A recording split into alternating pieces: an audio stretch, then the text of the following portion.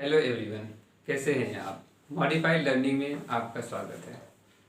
हाँ दोस्तों, फिर हम लोगों ने पिछले लेक्चर्स में प्रॉपर्टीज़ ऑफ रेशनल नंबर देखा था और आज हम लोग देखेंगे रोल ऑफ ज़ीरो और रोल ऑफ वन और रेसिप्रोकल।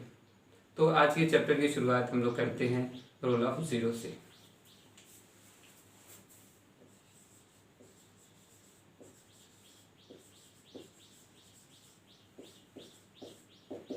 तो देखिए, रोल ऑफ ज़ीरो में हम लोग क्या देखेंगे।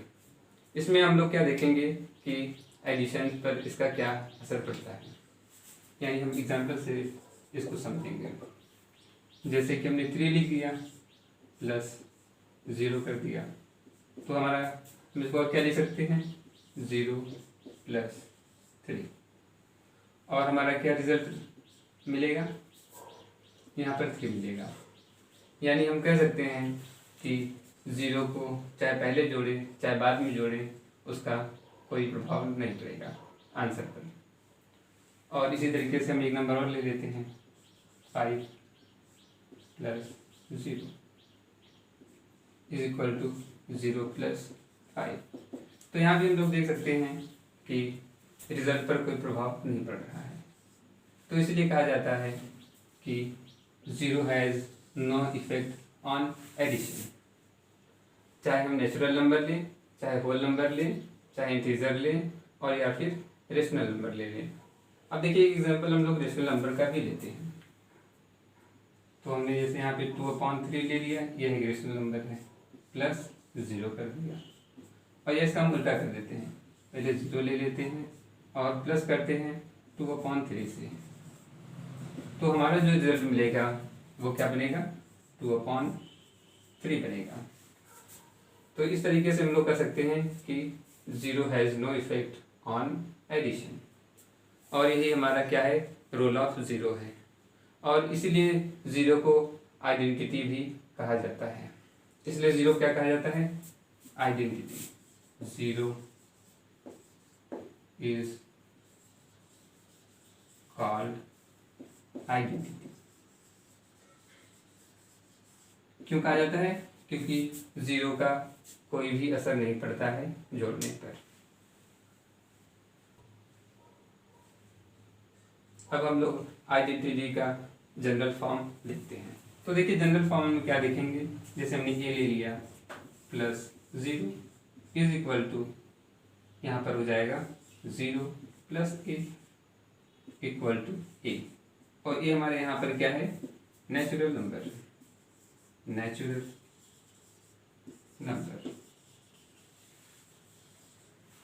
और इसी तरीके से हम क्या करते हैं, यहाँ पर बी ले लें, बी प्लस 0 इक्वल टू 0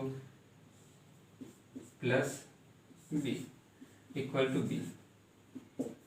तो यहाँ पर बी क्या है, बी यहाँ मान लेते हैं होल नंबर है, होल नंबर। और इसी का जनरल फॉर्म देख लेते हैं एक रेशनल नंबर के साथ, यानी a/b plus 0 equal to 0 plus a/b। हमारा आंसर क्या आएगा a/b ही आएगा। तो यहाँ पर हम क्या कह सकते हैं कि a/b क्या है, ये रेशनल नंबर है,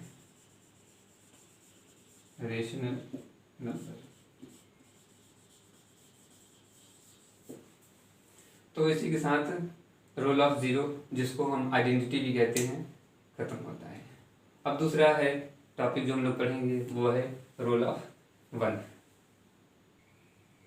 अब हम लोग रोल ऑफ वन देखेंगे कि रोल ऑफ वन क्या है। अब इसको भी समझने के लिए हम लोग एक एग्जांपल लेते हैं। जैसे कि यहाँ पे 3 ले लिया, उसको मल्टीप्लाई करते हैं 1 से, तो हमें क्या मिलेगा 3 ही मिलेगा। और मान लेते हैं 3 क्या था, यहाँ पर एक नेचुरल नंबर था, और यहाँ हमने ले लिया 4, उसको मल्टीप्लाई किया 1 से, तो हमें क्या मिल गया 4 ही मिल गया। और हमने क्या मान लिया, यहाँ 4 क्या है एक होल नंबर है, फिर भी सही है। यहाँ हम एक रेशनल नंबर ले लेते हैं, उसको भी मल्टीप्लाई किया 1 से, तो हमें क्या मिल गया 2/5। तो यहाँ पर 3 क्या है, हमने माना कि एक नेचुरल नंबर है। Natural number. और यहाँ पर 4 क्या है, होल नंबर। और यहाँ पर देखिए 2/5 क्या है, 2/5 एक रेशनल नंबर है।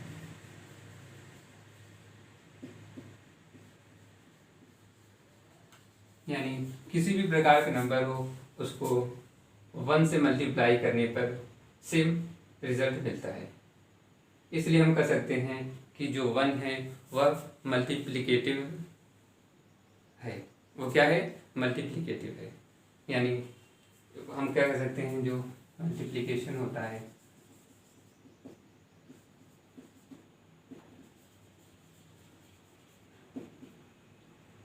Of any number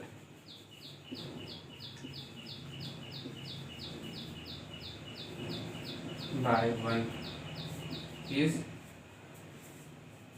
multiplicative identity।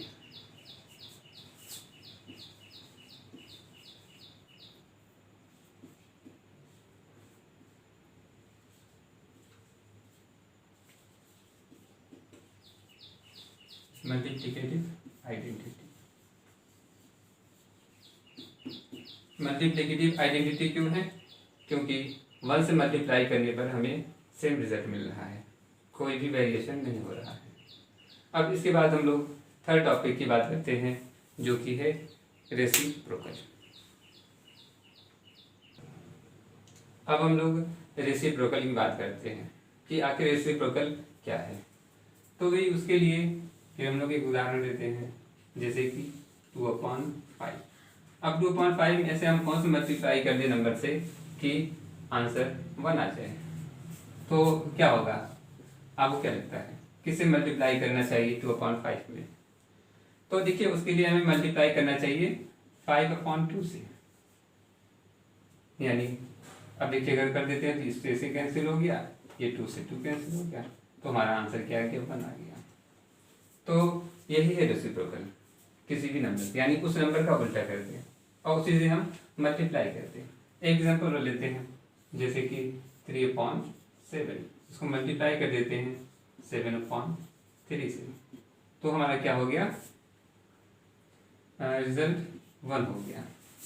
और यही इसका रेसिप्रोकल है। ठीक है, अब हम लोग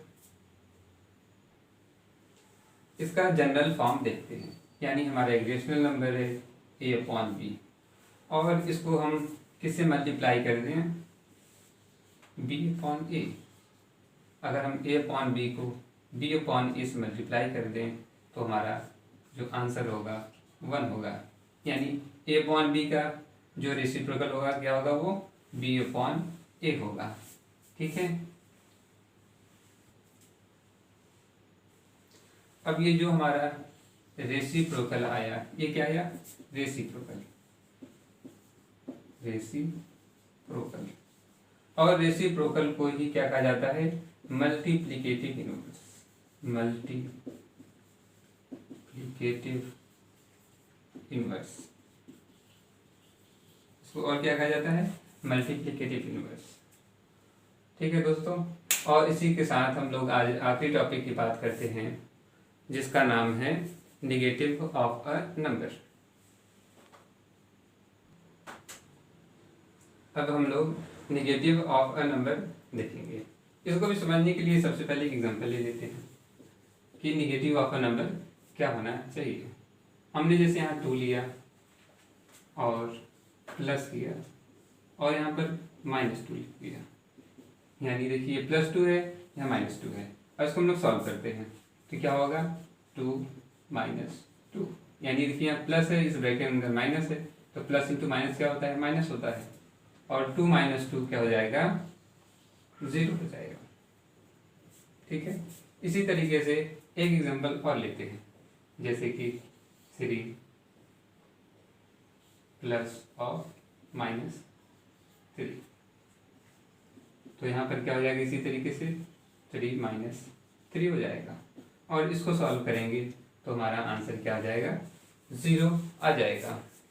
तो क्या हो गया, ये -2 जो यहाँ पर लिखा है हमने, और -3 क्या लिखा है, ये है negative of a certain number. अब हम लोग इस टॉपिक को एक रेशनल नंबर से भी समझते हैं। जैसे कि हमने क्या लिया, 2/5 लिया, और इसका क्या लिया, एडिटिव इनवर्स। तो क्या हो जाएगा 2/5, यहाँ प्लस में था तो देखिए वाला टर्म माइनस में हो गया, और इसका उल्टा भी क्या हो सकता है, -2/5 का एडिटिव इनवर्स क्या होगा, 2/5, और हमारा आंसर क्या मिलेगा, 0 मिलेगा। तो नेगेटिव ऑफ अ नंबर को और किस नाम से जाना जा सकता है, एडिटिव इनवर्स, एडिटिव इनवर्स।